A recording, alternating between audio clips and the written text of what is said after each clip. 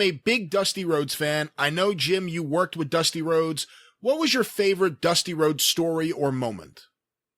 Oh my God. Well, I told one of them, even though it was intimidating at the time, in hindsight, one of my favorite Dusty moments was when he yelled at Bubba for Bill Mulkey getting hurt and shit knocked out of him on a bump that Bubba was giving him. And he got up and said that, "Don't do shit you don't know how to do." That was applicable here lately. And Dusty loved Bubba and pushed Bubba to the moon, but wanted to teach him a lesson there. And Dusty could go from, Stardust, one of the boys, to the American Dream Dusty Rhodes on camera, to Dusty the Booker, to Dusty the teacher and disciplinarian, depending on how it went. Or when Wee Willie Wilkins, remember Wee Willie Wilkins was the job guy that didn't want to sell for the Midnight Express, wanted to be called Blue Thunder, but he was like 5'4" and 160, and Dusty named him Wee Willie Wilkins, and he kept popping up and jumping over the top rope and doing shit. And finally, the Midnight had to dust him up a little bit on the way out. And as we get coming around the curtain, we think there's going to be this big dressing room fight because he's brought these two fucking muscle heads with him, right? Wee Willie has.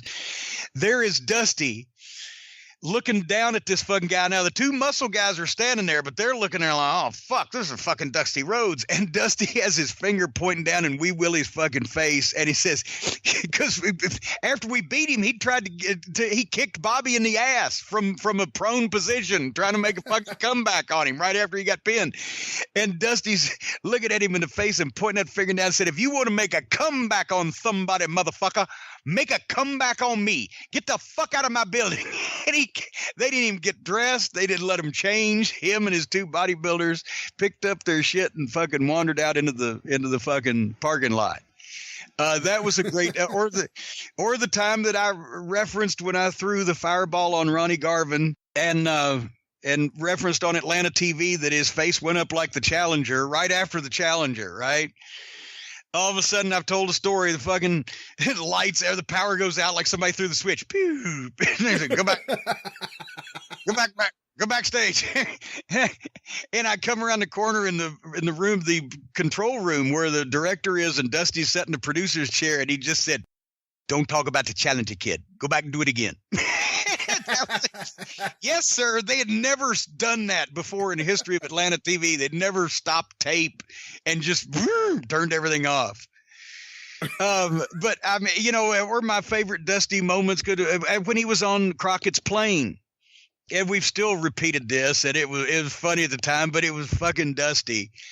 But I was sitting in the seat across from him on Crockett's plane that night that he uttered the famous quote. Because all the guys were sitting around, he said, "Boys, this time next year," because business was huge and everything was selling out, and we're in our own private plane now, making these shows and drawing 6-figure houses. "Boys, this time next year, we're going to be making major motion pictures and sitcoms." And actually, we ended up, Crockett did do the sitcom, the learning the ropes thing. We got sitcom. We didn't get the major motion picture. But when we're flying on the fucking plane that's named Stardust after fucking Dusty, that basically his booking got us all. So it was cool. Or working with him in the ring and just people don't understand now because they watch the tape and you can't tell because you're not there live, but how much people still loved him when they say, here's this fat out of shape guy, but he can work, and working is not just doing moves. It's psychological and it's what you do rather than how it looks in a lot of cases. But they loved him so much. I fucking give him, he feeds over to me in Charlotte at the Coliseum one night, and I give him a poke in the neck with the racket. Boom, because that's what he wanted. And boom, he sails back into the ring, and immediately I'm looking around because I've just hit Dusty, and all of a sudden, bam, the right side of the back of my head fucking caves in. And in later retrospect, I had learned upon reflection and people telling me what the fuck happened, that some guy running at full speed down the corner of ringside just came through, jumped over the barricade and the cop behind me that was kneeled down, and fucking gave me the straight right, like boom, into the base of the skull. So if I'd seen it coming, it would have knocked me out. But it just, I'm home. And then the cop is right there on him, and the cop grabs him. And he immediately grabs me in a headlock to keep the cop from pulling him away from me, right? So now I'm like, motherfucker. So I've got the racket in my right hand, and I'm trying to hit over the top of his back, and I can't see, but I'm trying to hit him in the head, right? He's got me in a headlock. Cop's got a hold of him. The other cops get there.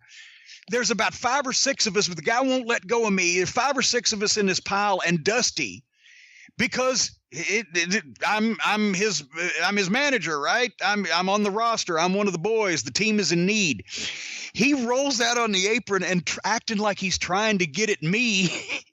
He's trying to save me. He dives off the goddamn apron, plancha, like a flying fucking bus. Imagine Dusty, a flying crossbody off the apron onto all 6 of us, and down goes everybody. The cops, the Mark, the fucking me, fucking everybody, right? And so now I'm free. So as I get up, Dusty rolls back in the ring because he sees the cops have things well in hand, and he starts making his comeback up there. That's when they false arrested me, because as I'm trying to kick this guy, because I've yet to get a shot at him, the cops have him all covered up. The only thing I can see is the guy's hip. So I'm going to fucking kick him at least a toe in the ribs, right? And if I do that, the cop gets in the way, and I kick the cop in the leg. I'm like, fuck. All right. So they get him out of there. I'm selling my fucking head. Dusty goes back to the fuck, and then goes back selling again. And now the people are still rumbling, right? So that's the kind of heat he could create. But he stopped selling just long enough to get me out of a situation by acting like he was trying to get a hold of me. And once that he had knocked me down and I was out of there, then he goes back in and does his fucking thing. That was a good one. It was great being around Dusty and just seeing how he did shit. It wasn't like he was sitting down and telling me. Oh, sometimes he would tell me why you should do this or that or the other thing, but it wasn't just telling me all this. But if you paid attention and watched what he did, you could learn how to do all that shit. So it was fantastic. There's a great video of Dusty in the WWF in a handicap match against Silvana Sosa and John Arezzi, who snuck his way into the television taping and wrestled. And it's funny because if you hear John tell the story, I think the first thing that happened was Dusty said, "Slow down, kid, slow down," because John was getting too anxious. And then he accidentally shoot elbowed Dusty a few times. And Dusty made him feel it, and then Dusty pins him by sitting on his face. There was a lot of different ways back then that you could register your displeasure with the level of somebody's performance without hurting them or anything, and that was one of them.